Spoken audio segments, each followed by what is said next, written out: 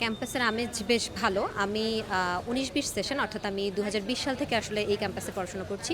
So এই ক্যাম্পাসে এর মধ্যে তো আসলে আমাদের এরকম বড় ধরনের কোনো আয়োজন হয়নি এবং দেখা যায় ডাকসুটা যেহেতু বেশ অনেক বছর পরে হয়েছে এবং এই ডাকসু যেহেতু আগের ডাকসুগুলোর থেকে কিছুটা ব্যতিক্রম এবং এই ডাকসুতে যেহেতু আসলে আমরা একটা বেশ আশা আকাঙ্ক্ষা নিয়ে আসলে এই ডাকসুটার জন্য অপেক্ষা করছিলাম। তো এই ধারাবাহিকতায় বলা যায় যে বেশ ভালো একটা আমেজ আছে এবং আমরাও ভালো কিছুর আশা করছি। আমরা যতটুকু জানি যে বিগত ডাকসুতে কিন্তু বিতর্ক রয়েছে।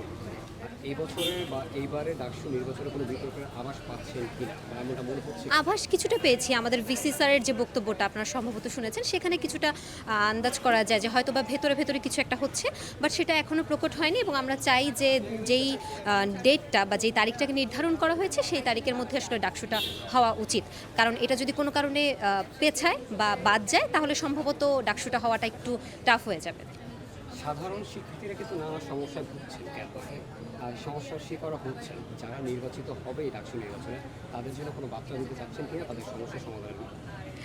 এখন সত্যি কথা বলতে আজকে ডাকসুর আগে দাঁড়িয়ে যারাই আসলে আমাদের কাছে দোয়া বা ভোট যাই বলি না কেন চাইতে আসছেন, কিংবা যারাই হচ্ছে সোশ্যাল মিডিয়াতে আমাদের গ্রুপগুলোতে তাদের ইশতেহার এবং তাদের যেই মোটোগুলো দিচ্ছেন সেগুলো সব শুনলেই মনে হয় যে সবাই এক একজন আমাদের পক্ষের লোক এবং আমাদের পক্ষে কাজ করবে। এখন ব্যাপারটা হচ্ছে যে নির্বাচনের আগে আসলে বরাবরই আমাদের কাছে অনেক মিষ্টি মিষ্টি কথা বলা হয় এবং আমাদেরকে বিভিন্ন ধরনের টোপ দেওয়া হয়।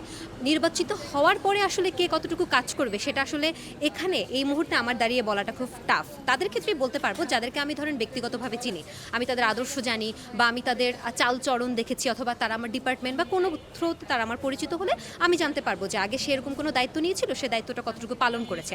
বাট যাদেরকে আমরা চিনি না, যারা আমাদের সাথে ওইভাবে এখনও কানেক্টেড না, সে ক্ষমতায় যাওয়ার পরে তার ইশতেহার বা তার যেই মোটিভগুলো এখন আমাদেরকে দিচ্ছে সেটা কতটুকু পালন করবে বা কতটুকু রক্ষা করবে সেটা তো বলা যায় না।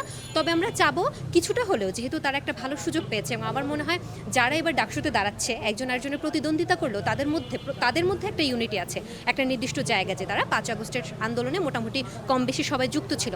সো ওই জায়গা থেকে আমি চাবো যে তারা যাতে এই জিনিসটা ভুলে না যায় যে একজন স্বৈরাচারী হয়ে উঠলে কিংবা কোনো ধরনের অন্যায় করলে দিন শেষে সবারই ফলাফলটা একই রকম হবে। তো এই জায়গা থেকে দাঁড়িয়ে আমার মনে হয় যে যারাই হতে যাচ্ছে নির্বাচিত বা যারাই বিজিত হয়ে আসবে, জয়ী হয়ে আসবে, তাদের উচিত যে কিছুটা হলেও তারা যে ইশতেহারগুলো দিচ্ছেন সেই দাবি দাওয়াগুলো যাতে তারা একটু কিছুটা হলেও পালন করে, দলকেন্দ্রিক মতাদর্শ থেকে বের হয়ে এসে।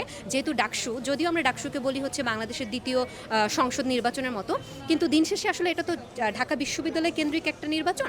সো ঢাকা বিশ্ববিদ্যালয়ের স্টুডেন্টদের জন্য যাতে কাজ করে তারা, তাদের নিজেদের ব্যক্তিগত রাজনৈতিক আদর্শকে প্রাধান্য দিতে গিয়ে তারা যাতে আমাদের যে দাবি দাওয়াগুলো, আমাদের যে চাহিদাগুলো সেগুলোকে যাতে ভুলে না যায়। ধন্যবাদ।